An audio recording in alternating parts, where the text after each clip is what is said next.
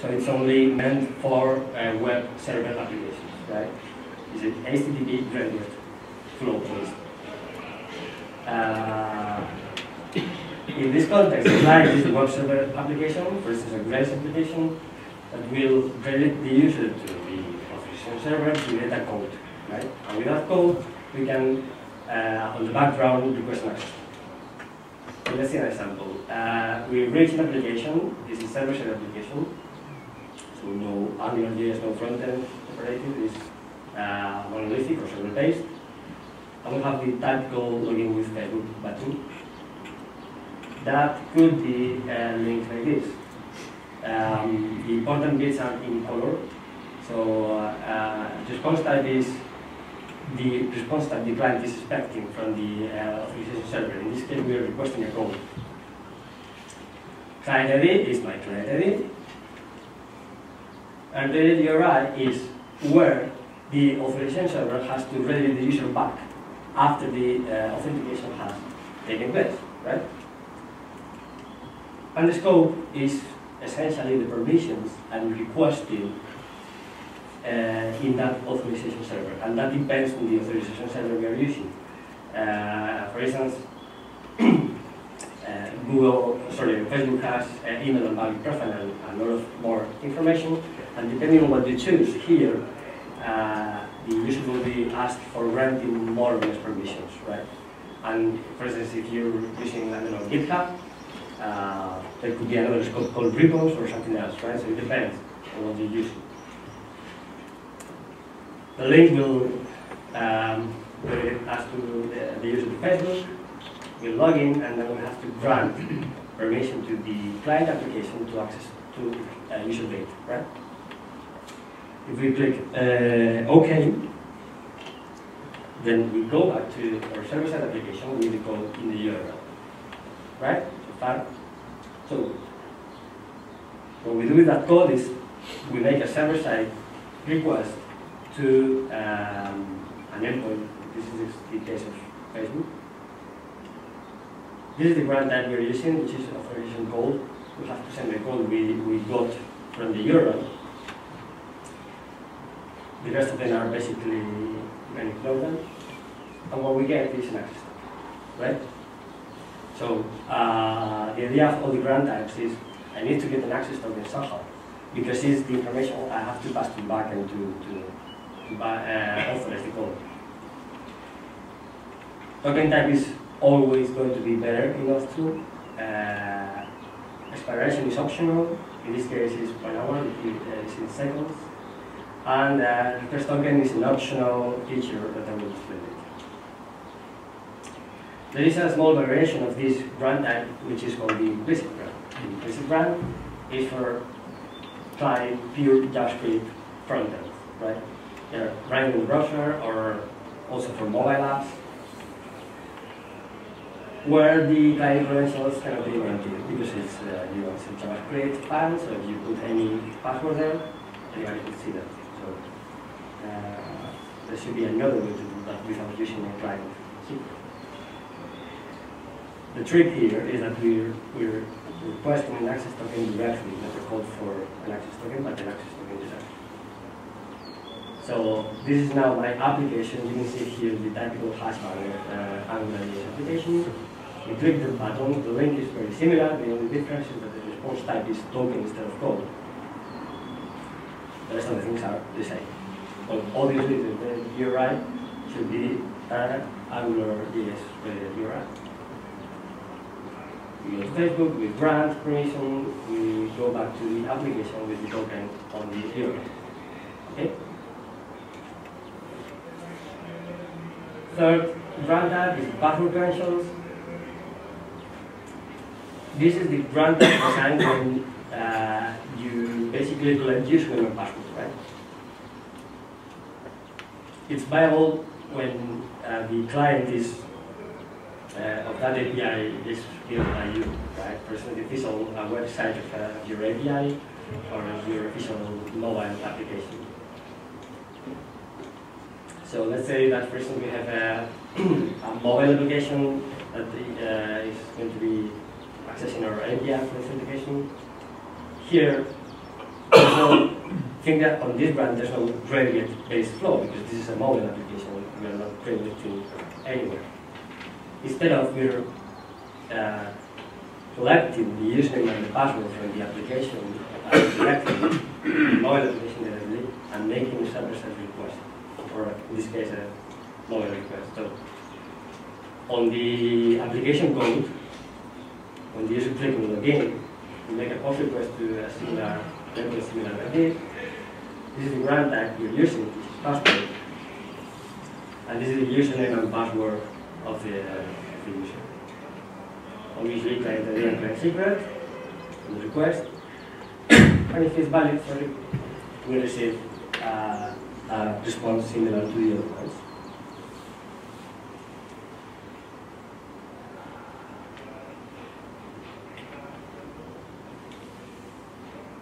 And finally, we have the client credentials grant. The grant type is designed for service-to-service authentication, where no particular use is involved. That's useful when a microservice is calling another microservice. In this case, we don't need username and password and client ID and client secret, but only client ID and client secret. Right? This is the grant type. And we got the response we needed, right? So the final goal of them is to get an access token. What do we do with the access token once we got them? Or in other words, how do we tell to the backend or to the resource server this token, this access token? There are three ways. The most typical one is to send the token in a HTTP header called authorization. And the specification says that it has to be bearer space and the token, right? There are two alternatives to this way, because think about, for instance, if you have an image that you want to protect, that will be a GET request, so you can basically specify headers on the image link. So as an alternative, you can use a query stream parameter called access token, and you concatenate the access token in the link. And the third alternative is to use the post block, right? With any of those mechanisms, your resource server will receive an access token and will have to have a mean to validate that access token, right? Because Google or I guess your own official server, whatever.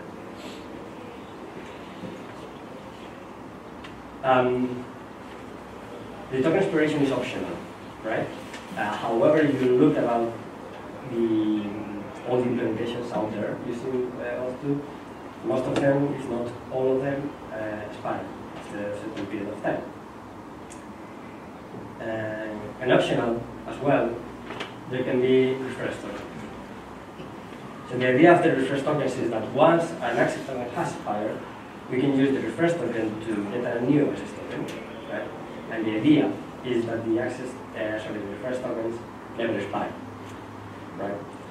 This is designed to avoid the annoyance of constantly having the user to log in again if the token has expired, right? It's an optional feature, but most of the providers already support refresh token. That has an impact also on logout that will display later. In case you're using a framework application with AngularJS to break it from the backend, you have to use the implicit run. It's the only one you can use. It's already supported by all major providers. In the case of you having your own users, like a traditional, I don't know, LDAP or database or whatever, you can still use OAuth to implementing the authorization server code.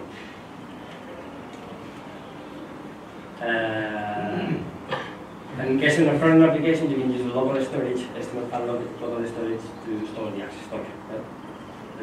So I mentioned what do you do when you have your own user. So this is the traditional approach we've been used to, especially using Spring Security. So I got my Grails application. When I click on login, I got to the typical and famous login controller from Spring Security.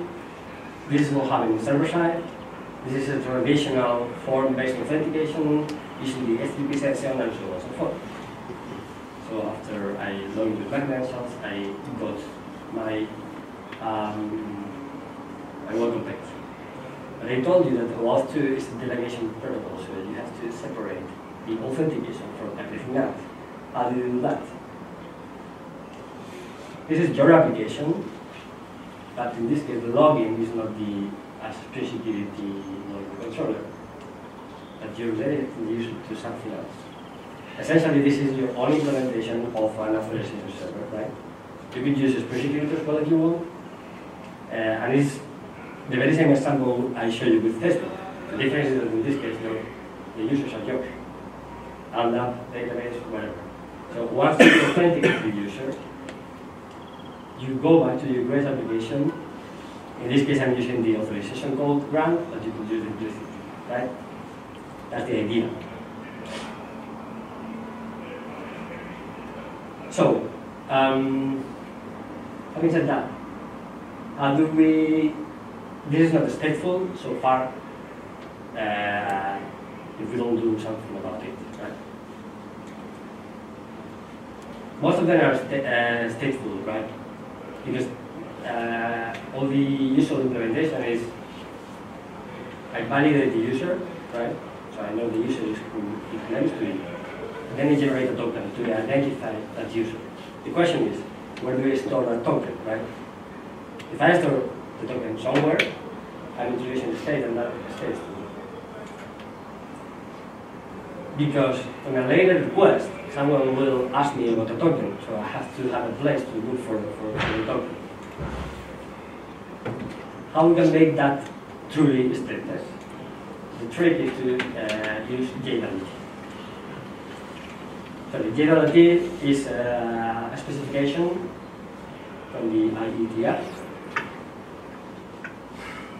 That's the formal definition. The plain definition is basically a secure way to encapsulate any data I want over unsecure transport URLs, right? So when can be JWT useful? For instance, for generating one-click emails. Like to get this command, and we'll go into that into the next slide. It's useful as well to achieve single sign-on. Once I got a token, I can share that token with different applications, and I really easily achieving single sign-on. And even if it's not the case, whenever I want to send a payload over a secure mechanism, okay? Use secure parameters or something like that. So think about that typical Grails URL mapping, right? This is the controller, this is the action, and that's the ID, right? Think that you send that URL into an email. So I'm in a log application, and the user created a command, and receive an email to delete that command, right? How that works. So when the user clicks that email, you will check, typically will check for a session for that user. If there's no SDP session found, you will redirect the user to a login page, the user will log in, and after that, the user will get redirected back to this URL and the action will be performed. The problem with that is, again, we are introducing the state with the SDP session. So you couldn't handle that request with any instance, right? Because it depends on the SDP session. What if we do this instead of that URL, where that piece of information is containing a JSON with the information you want, right? With this trick, you can pass that request to any random instance of your service, and there's no place to check for that information because it's self-contained, right? How is that possible? This is how a JWT looks like. It's got strip out, it's got a header, claims, and a signature. The header tells the system using the JWT. Basically, this is JWT. This is open in the specification for later use because there are other types, but at the moment it's the JWT. and the algorithm used for either signing or encrypting the JWT. In this case, it's an HMAC with 256. It's basically a digital signature. Then we have the claims. The claims is another JSON object with all the arbitrary data I want to transfer. There are a few fields on the specification that are mandatory, like for instance the exploration. This is made in the Unix format. There are more fields, like for instance the audience, the subject, and that kind of stuff. And I can include any other data I want, right? Any other JSON information. So for instance, I could include the security roles. So probably you're now imagine how to do this. What I'm doing in this case is storing the principal of the JWT. The third field is the signature. The signature is the header in base64, concatenated with a lot with the payload in base64, the claims, and using a secret. That in the case of a digital signature, if it's encryption, then it's encrypted using as A1 or whatever, right? Public/private key. That means that, well, this is different, right? Instead of sending the client a random, useless a string with a lot of characters that is meaningless for everybody, you're using something which is meaningless for the user, but it's meaningful for us, right? Because we know how to decrypt that, we know how to parse that information, and we know that it is impossible to change that. There's a way to tamper that data. Why? Because whenever you change anything, right, the signature will not match, right? So the trick is store the principal on the JWT. In that way, you don't have to check anything, right?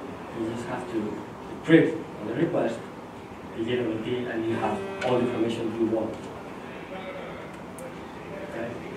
You can store that as you were doing before on the local storage or whatever you want, because there's no way for a user to modify that data.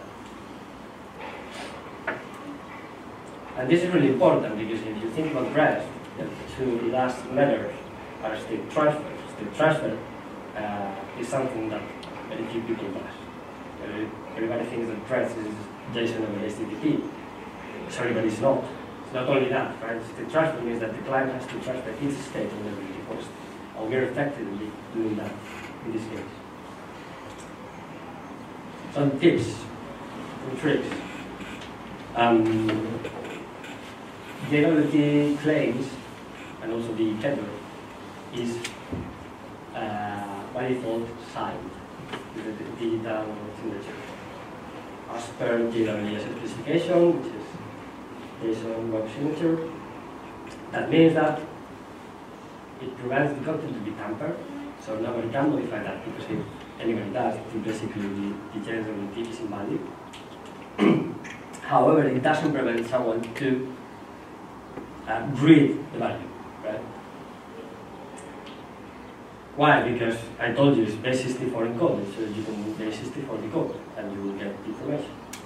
So if what you're storing inside the JWT is sensitive information, you should encrypt it, right? And there is another standard for that, which is called JSON web encryption, that allows you to use any public/private key algorithm to encrypt your JWT. That way is not only to not only prevent to be tampered, but also prevent for the user to see the content. Right?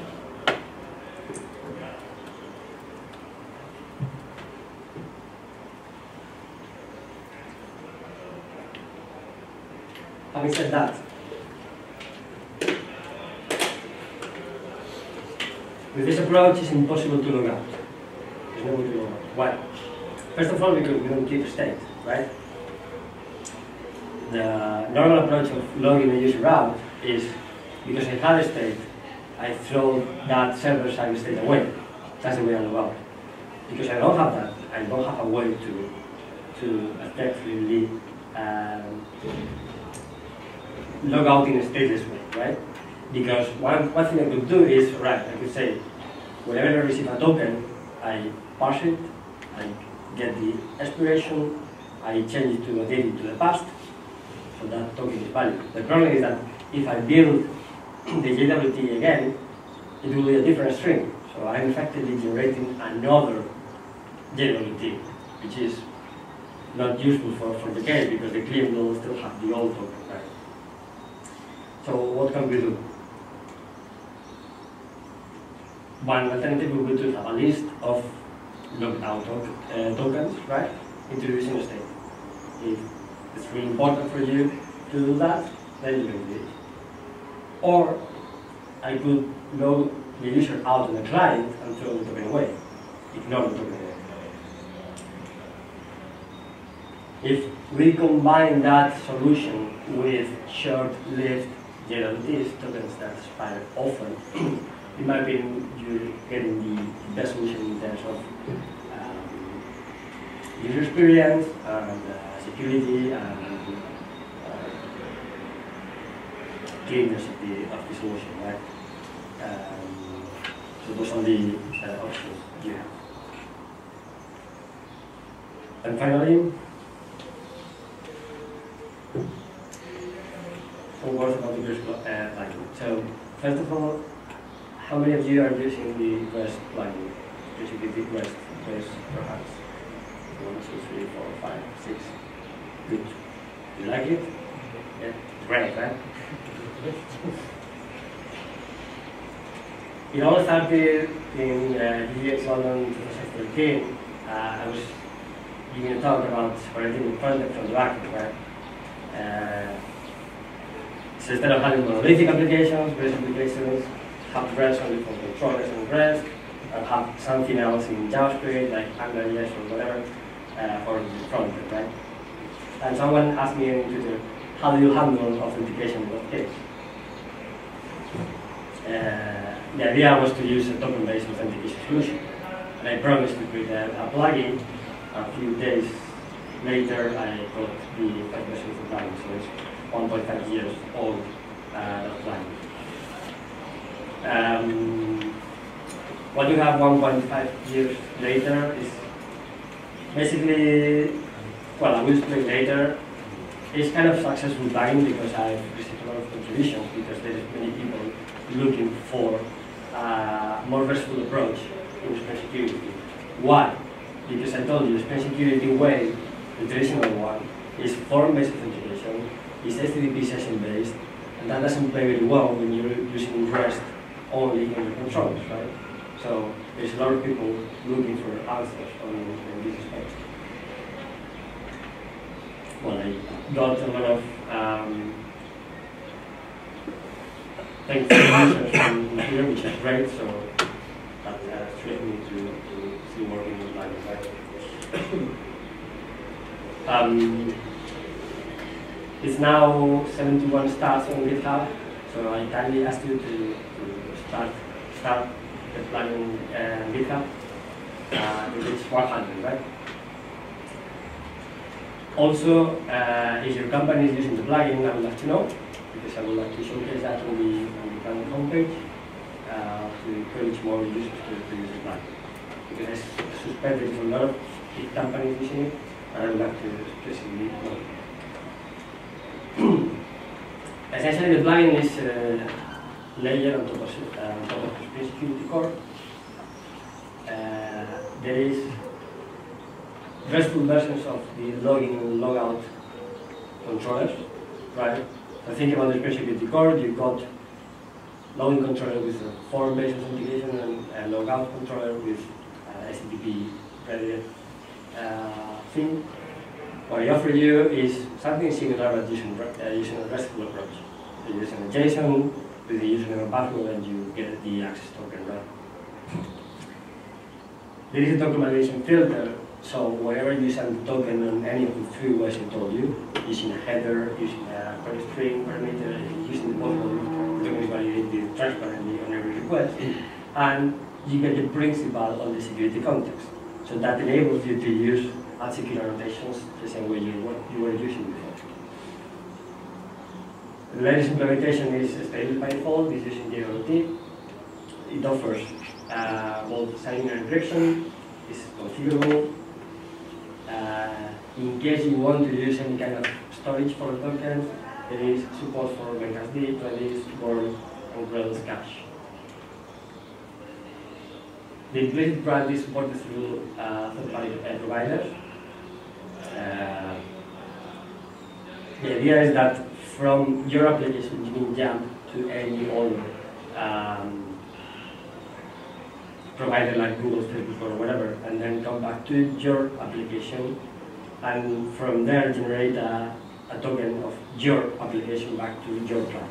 That's the aim. That's basically the LFC 6750 support.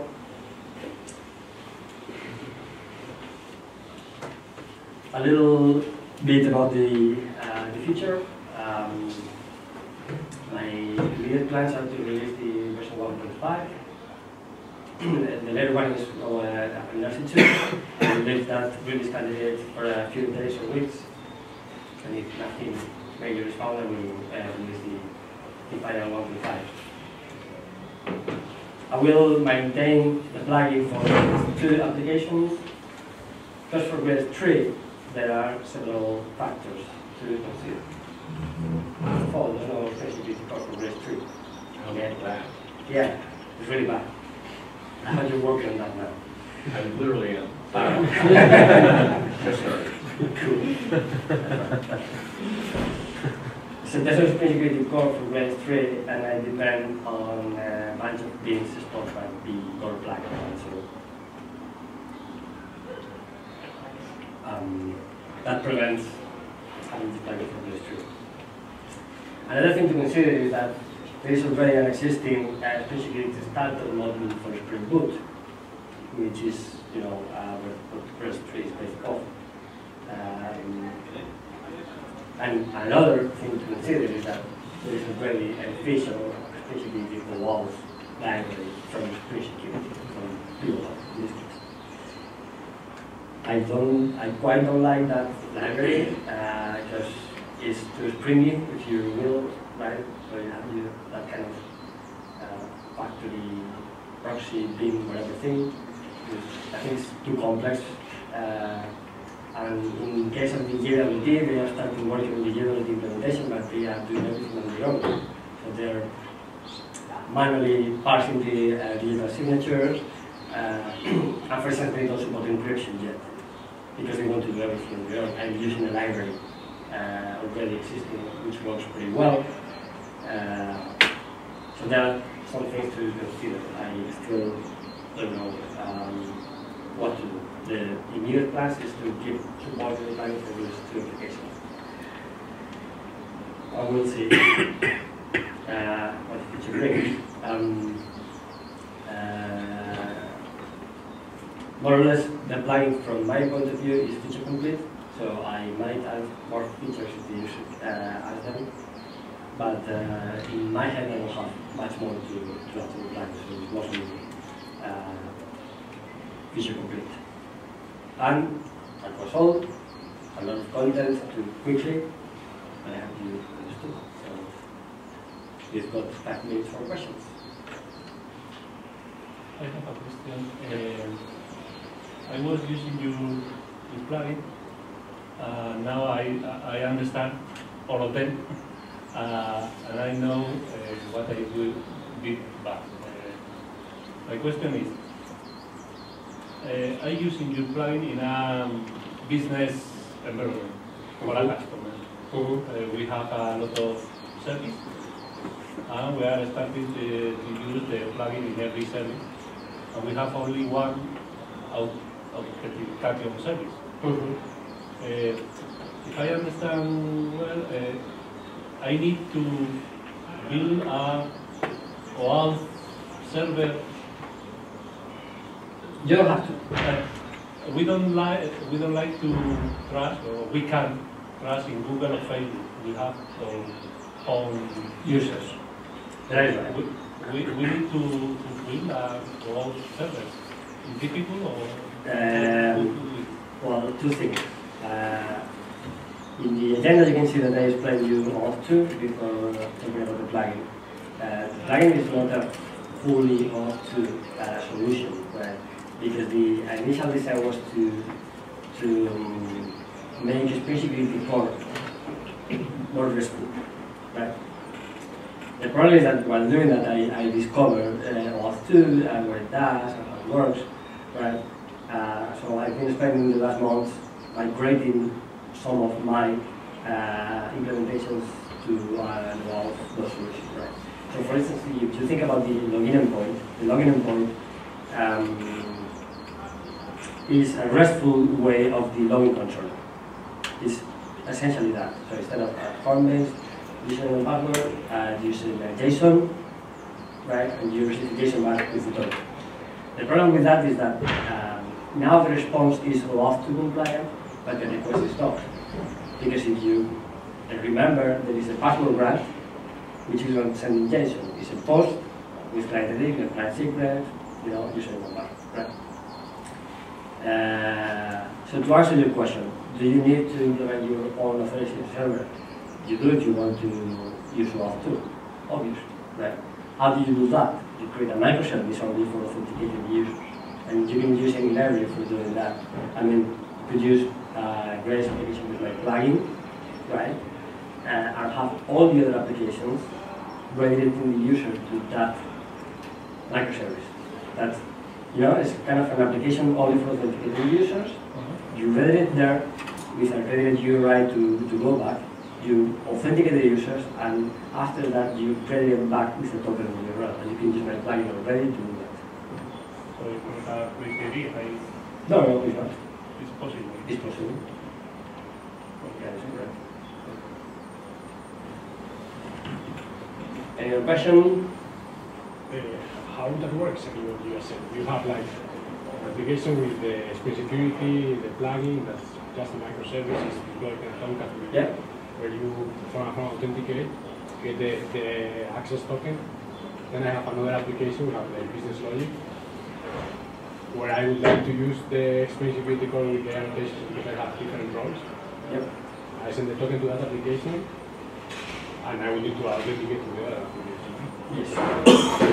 So, yes, in that scenario, so the authorization server, I think is clear, no? So you authenticate the user, you generate a token. So what do you do on the client application if you're using Grails? The simplest approach would be to create a filter, Grails filter, to read the token on the request. And what you have to do is basically validate that token against the authorization server to get the user details, right? And you put that information into the security context. That's all you have to do.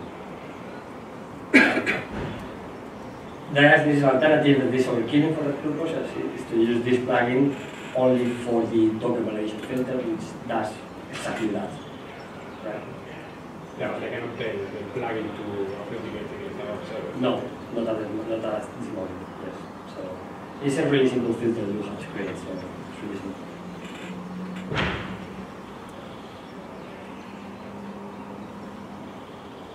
Any other question? No? Thank you very much for your time.